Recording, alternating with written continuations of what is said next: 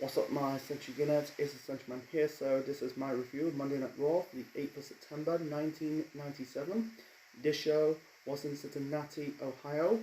This is the first Raw after Ground Zero. The show kicked off with Vince McMahon interviewing Commissioner Sergeant Slaughter about what's going on at Ground Zero and Stone Cold Steve Austin the previous night. He said at Ground Zero it was chaos, there's going to be law and order in the World Wrestling Federation. When the fans, the officials, and the wrestlers like it or not, I'm sick, I'm tired, what's going on in the World Wrestling Federation. The WWF hired me to do a job. I always do my job well. And he suspend Stone Cold Steve Austin until he gets a medal cleared by the doctors because he's still recovering from the neck injury what he had at SummerSlam. You know, he competed in the match against Owen Hart. You know, Owen did the botched Tombstone Power Driver. Anyway, so at Ground Zero, Austin and Doolov vacant the world, actually not world, but the WWF Tag Team Championships. He basically disrespects Sergeant Slaughter. He got in the face of Jim Ross. He hit JR with the Stone Cold Stunner. It got like a good reaction. It's funny, like 4 years later, in Jim Ross's home in Oklahoma, you know, home city of Oklahoma, you know, Austin hit JR with the Stone Cold Stunner and attacked him. It's a way to get heat because he was starting out as a heel after he turned heel at WrestleMania 17. That was on SmackDown. Because everyone knows JR and Austin are friends, you know, on screen and real life, so it's just, you know, it's entertaining purposes to get Austin over. So yeah, Slaughter suspended Austin. He ordered Austin to basically forfeit the Intercontinental title belts, and he announced that there's going to be a tournament to crown a new Intercontinental champion at Bad Blood on the 5th of October.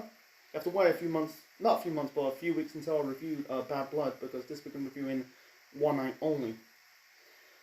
This is the second to last show before One Night Only. It's the UK pay-per-view, so anyway, so Austin basically came to the ring. He said he's going to break every law that Slaughter makes, and yeah, he kind of, yeah, he then got pissed off. Austin said about, like, yeah, like I said, he said he's gonna break every law he's gonna make. You know, you can sit there with your doctor's report telling me I cannot wrestle because I hurt my little neck. You say about my welfare, the way they were paying me while I'm hurt, I'm gonna be on welfare. You're telling me to bring the Intercontinental title belt, yeah, and Slaughter says he's gonna present the title belt to the winner. Yeah, and Austin says the only, and also he said about, like, oh yeah, you said order this, order that, order this, order that. The only thing you order is a dozen of cheeseburgers because he's fat. He goes, yeah, that bit of a beer belly or pot belly, Sergeant Slaughter. That was a good dig for Austin. He said the only thing I'm deliver is a can of whoop ass in front of your front door. Do I make myself clear? And hit Slaughter with the Stone Cold Stunner. Then you had Vince. Yeah, basically Austin got in the face of yeah, Vince McMahon. Kind of getting in the face. He's trying to, like, attack Vince. Vince says, "What the hell's the matter with you?" And then Austin went to the he basically went to the he was on commentary, grabbed the headphones. He said to Vince, you know, take this piece of trash out back, something like that. He said to Jim Ross, how's your neck? Still pretty sore. I'm gonna whoop you. I'm gonna drag. I think he said he's gonna drag his ass back to the ring and do the same thing. The stuff with I'll get more to that later on. It's not the last time we see Austin on the show, so it's a way to get Austin, you know, some heat. Not heat, but some, like, pop, like a pop. Like, you know, you can tell how Austin is getting over. And by the way, before I mention this, Slaughter got booed. He got booed in Cincinnati. I don't know what the reason why he got booed. I don't know. I don't know what the reason why he got that hatred. Maybe it has to do, maybe the fans are getting sick of this babyface authority figure. Because, like I said again, not like I said, but WWF was still getting their ass kicked by WCW in the ratings war. Because WCW was, they started doing the first heel authority figure in professional wrestling history was, I think it was Eric Bischoff. I don't know what. Yeah, I don't know what the reason why. Yeah, Slaughter got booed and hatred. I don't know. I don't know what the reason. He was a babyface. He's not like doing something heelish. He's trying to do. Like he's trying to be the law and order, trying to keep the show under control. And I don't know. I don't know what the reason. It's not like the events from 1991 when Slaughter was the Iraqi sympathizer. That was a good heel turn. Turn on America. That was years ago. And afterwards he ended up becoming good old USA Sergeant Slaughter. I don't know what the reason. So it's just very like I don't know. I don't know what the reason why he got booed. He's not heelish. He's not. I don't know what the reason. So and Austin. You can tell Austin got the biggest part of this show, man. You can tell, like, for Vince, Austin's gonna be the star, not just in the company, but in professional wrestling history. And yeah, he's still popular, to this day. He's he's alongside with the Hogans and Shawn Michaels, The Undertaker, Sting, Flair. The list goes on and on and on. So anyway, so you got the referees and the future stooges of Vince McMahon, Gerald Briscoe and Pat Patterson to escort Austin off the premises, out of the building. So the first match to kick off this episode of Monday Night Raw, this is a no-holds-barred match. The leader of the Hart Foundation, Bret the Hitman Hart, taking on Vader. They show some clips of Friday night main event because I said in my review of Ground Zero, because they start doing Raws on the 25th of August and the 1st of September. The reason why, because they took a break from WWF programming because of the events of the US Open. It's the tennis tournament, so that's the reason why they do these Raws in that time slot. So they do like a Friday night show called Friday Night Main Event. You can tell that's basically a predecessor to SmackDown, I think, because SmackDown was on Friday nights in the history of the show. You're not gonna find that show Friday Night Main Event on the network. You have to find it on YouTube you have to find it on YouTube or somewhere on the internet. Anyway, so you had Bret and Vader fight.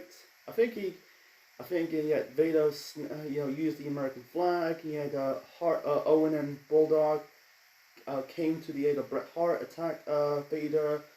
Bret locked in the figure four leg lock onto Vader onto the ring post. Then he said Patriots. This was like the go home before Ground Zero. Vader came to the rescue, attacked Bret, and Patriot Dale Wilkes hit Bret with the was it a full Nelson bomb? I don't know if they officially. I don't know they named his finisher, so it's basically a full Nelson bomb. So anyway, so Bret cut a promo. He called the people of Cincinnati a bunch of idiots. How does you feel living in a city? The only claim of fame of a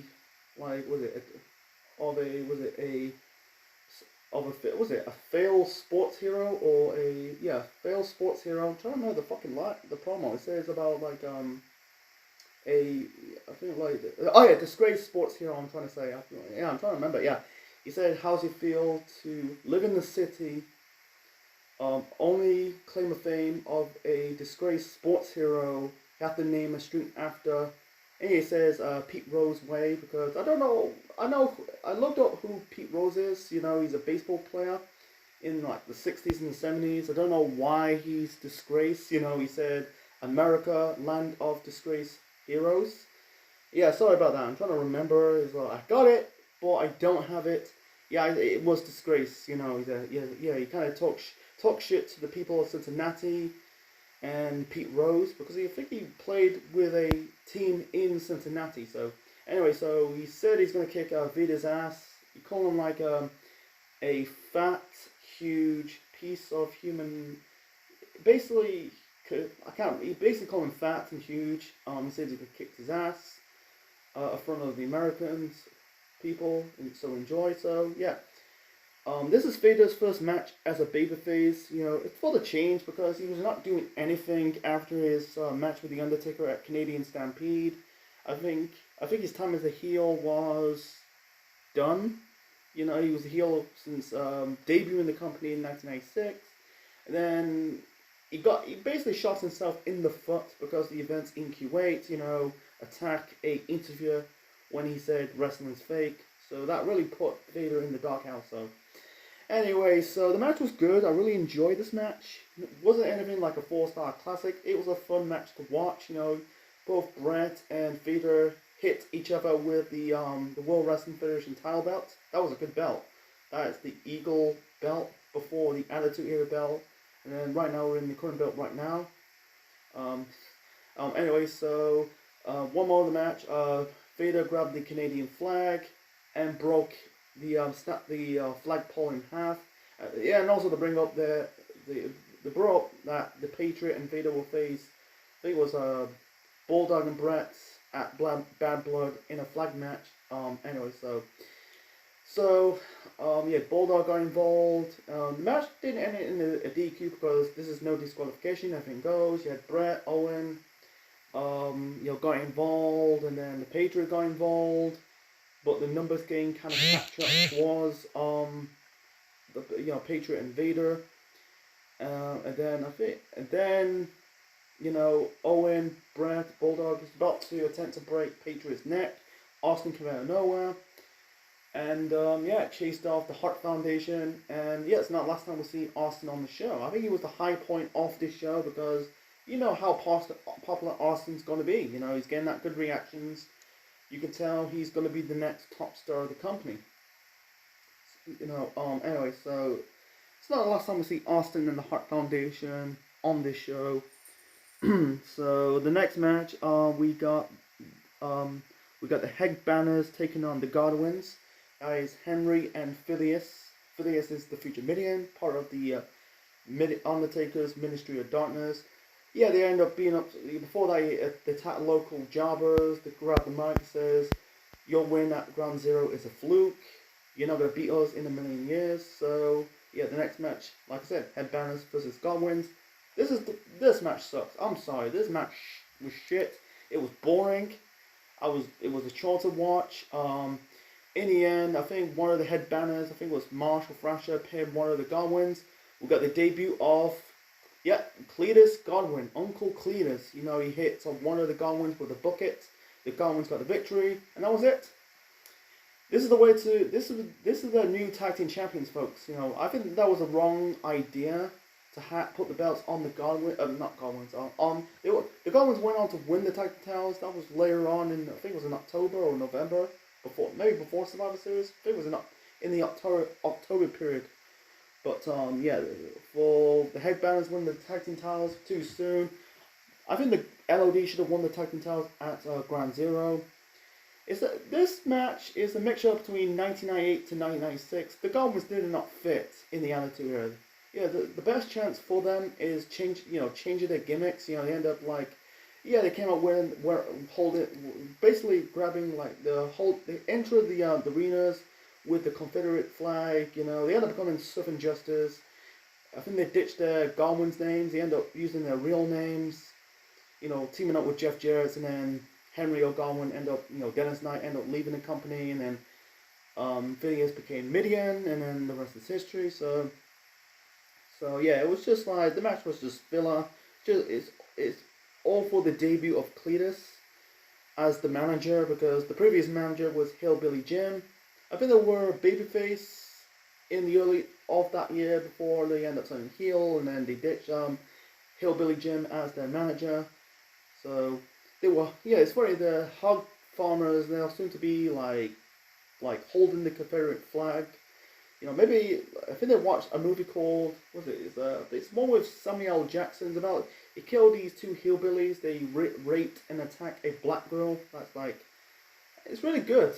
I think it's called No Time to Die. I can't remember what it's called. It was made in 1996. So maybe that film kind of inspired the Godwin's character. You know, they're not actually going raping black girls, you know, or raping any girls, to be honest. So, so like the next match, originally it was supposed to be the first match of the Intercontinental Title Tournament.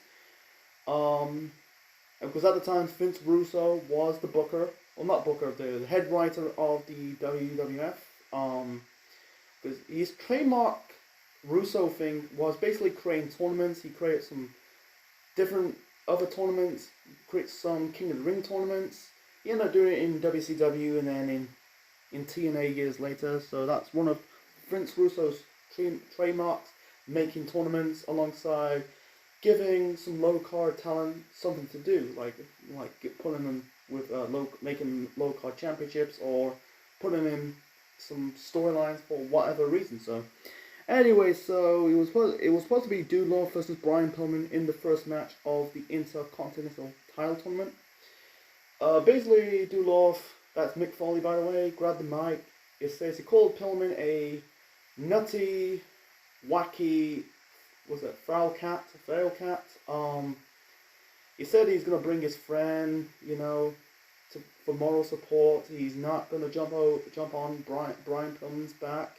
He's not gonna beat him senseless, and you'll never forget the name Goldust. And then Goldust. He came out with half Goldust, half face, because you could tell like he saw you get away from the Goldust character, just becoming Dustin Rhodes. It's the low-key expire what he's doing right now in AEW. You know, if you watch Dustin Rhodes in AEW programming, when he comes out in the ring, he came out with half Goldust, half face paint, half clear face. You know, expire what he's doing right now. You know, he came out with half Goldust, half Dustin Rhodes. That's his real name, by the way. Anyway, so you thought this was going to be a match. Unfortunately, there was no match. You know, Pillman's not there because this is in Cincinnati, Ohio. He's from Cincinnati. He's supposed to be the hometown boy. He said on his phone that he cannot make it in the arena. He says, I'm exhausted from his match with Goldust at Ground Zero. You know, him and Marlena are in safe environment. And then he show you a video. He's called his segment the Brian Pillman X-Files, because at the time X-Files, I think it was a sci-fi show. I heard about it, but I didn't really see it. It was before my time. I was too young to understand it. But anyway, so yep, Brian Pillman's X-Files. And to be honest, it was a good, compelling segment. You know, throwing up the make more of the rivalry personal between Brian Pillman and Goldust. He said like he's been on the road for 10 years. You know, he's a two-time All-American. Was a two-time national champion, and he's not completely naked. He said about Marlena's funky. She's an animal. She's a machine. Pillman sniff. I'm guessing that's Marlena's Terry Reynolds panties. She is fucking awfully good. And also by the bleep when Pillman said fucking. You know, it's just what it is. Anyway, so, and he showed wearing, I think they are pink Calvin Kleins. You know, he said there's nothing to come between my Calvin Kleins and me, except your wife Terry. Like, man, Pillman, wow, that dude is on the verge of becoming the next top star. He fit the attitude era pretty damn well. It's a shame he passed away. So anyway, so he showed the hotel room, what they've been doing. They basically said, you know, I had sex with your wife, and he said to Dustin, it's 10 o'clock, where's your wife? I know where it is. He said he's going to show it live in Technicolor. That was part one of the Brian Pillman X-Files. It's a way to get Goldust, Dustin Rhodes pissed off. Man, that storyline is really good and compelling. It's a shame the story kind of ended. It led up to Goldust, kayfabe, divorcing Terry Reynolds, Marlena. You know, because the reason why they did that because Brian Pillman died. You know, if he didn't die, I think that storyline could probably continue, in my opinion. So moving on to the next match. So the next match, we got Pirata Morgan versus Max Mini. This is a midget match. You know, a mini division, whatever it's been called. What's it called? Okay match. I don't know, to me, to be honest, I don't really give a shit about it. You know, it just doesn't do nothing for me. You know, it's just killing time. I don't think they're bad matches. They're just like typical luchador stuff.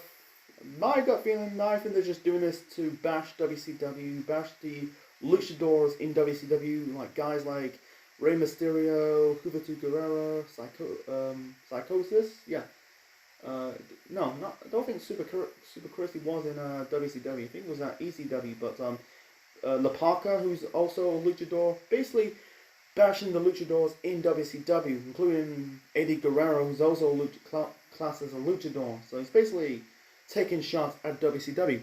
I don't know, it's way better than the $1 million Ted skits they do, you know, bashing guys like Hogan and Savage and Mean Gene. I don't want to get into that. So anyway, so Max Mini, you can tell the fans really got behind Max Mini. He didn't win anyway. He's not like he's going to be WWF champion. He's just, you know, you can tell people react to Max Mini. He's doing the luchador stuff. Yeah, so it's a move you never see before, because if it's right now, you can tell fans will shit on him, you know. But anyway, so he hit like a springboard plancha, you know. Lawler. Also, he said I think he said he took digs at Jim Ross, says that's your son, because he made the JR made the remark to King at Ground Zero the previous night. You know, it's just like, you know. Anyway, so he said my crown, you know. And Vince says, you know, this guy like jumped off onto concrete and you worry about your crown? Anyway, so in the end, Max Mini got the victory. I think one more of the match, you know, Lawler trying to attack him, because, yeah, that was a funny spot, you know, because I talked about that in my review of Ground Zero, when Max Mini basically was on the lap of Jerry the King Lawler wearing his crown. That was kind of funny. It led up to fans chanting Lawler's kid. So, need a drink. Moving on to the next segment. So anyway, so this Raw is a bit shorter. You know, they're cutting off some minutes on the network. You know, you can say a 2-hour show. I wish they go back to 2 hours. 3 hours is a chore. Anyway, so you had Vince McMahon interviewing The Undertaker. They bring up they're gonna face him and Shawn Michaels gonna face Add Bad Blood in the first Hell in a Cell match. So yeah, Taker said about me and Shawn Michaels open the gates of hell. I feel his fire. He feel his, or he burned his. You know, he said about he said about like shit. What did he said? Fucking hell. Sorry about that, folks. I'm trying to remember it. He said about Hell in a Cell, like, you know, there's no one. He said about like you can't escape. No one can get in. You're gonna face the Reaper. He said about like I'm not gonna rest until his rotten. I'm not gonna rest until I can smell his rotten flesh off his bones, or something like that. I'm trying to remember the promo that well. So he said you're gonna look in the eye, and when the music starts, the toning of the bells will begin. So I'm trying to like remember it. So I did remember a bit. So it was a good promo by the Undertaker until like, oh my god, I almost fucked up and said, man, what is he about to say? I'm about to say almost forgot what he says, but I managed able to remember. So anyway, so. You know, Sean Pitt on the Titantron says, keep your bells to yourself. He said about you and the World Wrestling Federation, back me up in the corner. He said he was a survival, you know, and he said like at Hell in a Cell, Bad Blood, that if you're gonna bring me down, if you're gonna bring me to the coffin, if I'm going down to if I'm going in the coffin, I'm gonna take you with me. It's funny that, you know, they end up doing a coffin match at Royal Rumble the start of the next year, so that led to, you know, Shawn Michaels' injury. So anyway, it was good promo. He said like you think with the only stroke of luck, the only stroke of chance, you know, you know, around the son of it. So anyway, it was a good promo between Taker and Shawn Michaels, and also Undertaker says, at Bad Blood you're gonna rest in peace, and we'll get to Bad Blood in a few weeks' time. So by the way, good promo. Sorry about that. I try to remember the promo. Sometimes I got learning difficulties. Sometimes I end up fucking up. When I'm doing reviews of a movie or a TV show, a professional wrestling show. If I fuck up, trying to remember the promo, I end up sometimes forget. So yeah, I think he says a stroke of luck and a stroke of chance to bring me down. So I think I remember that. So anyway, it was a good promo. It's like compelling what the Hell in a Cell is gonna look like. Like back then, you probably know. I think back then people probably wonder what the Hell in a Cell is gonna look like. It said that it's gonna be a roof on the top of the cell. I think Sean said in books that they don't want to do a steel cage match because they're already done so many times. You could tell Hell in a Cell for me. I think it's an alternative version of War Games. I say WWE's version of War Games. It'll be Elimination Chamber. That's a similar version of War Games. Hope we bring. I heard they were getting War Games this year. Hope they do that. Because Vince don't like the War Games because it's not his creation. That's NWA/WCW's creation. So I think back then they're just wondering, speculating what the Hell in a Cell is going to look like, and also Kane, what he's going to look like. So like I said, we'll get to Bad Blood in a few weeks' time.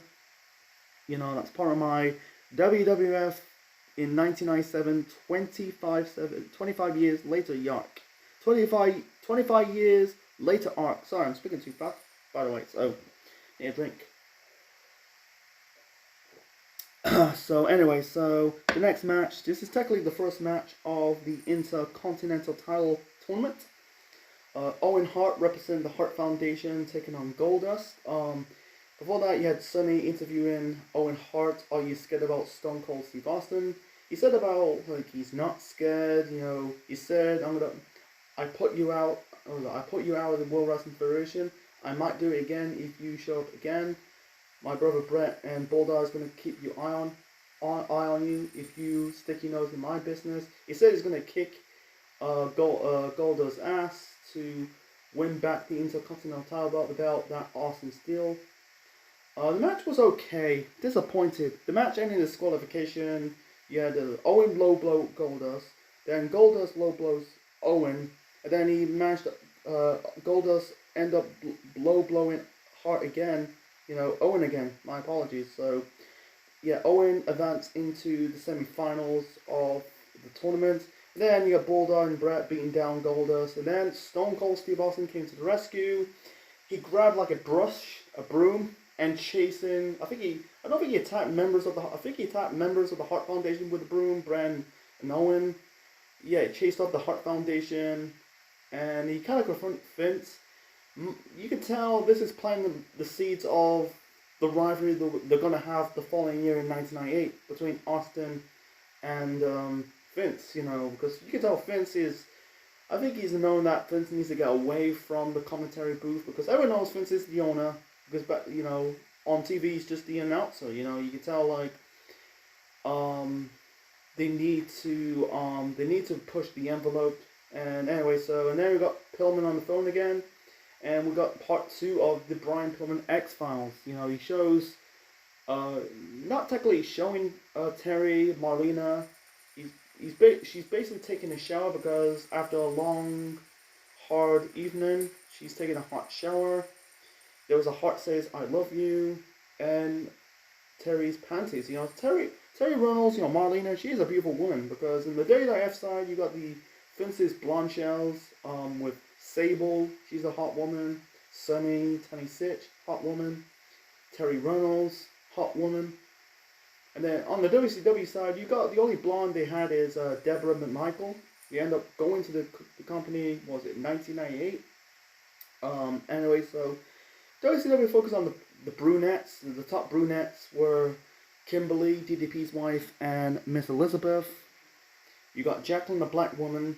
You know, you could actually you also got Alundra Blaze. You know, Medusa, who's also blonde, but the main, I think the two highest women in that company.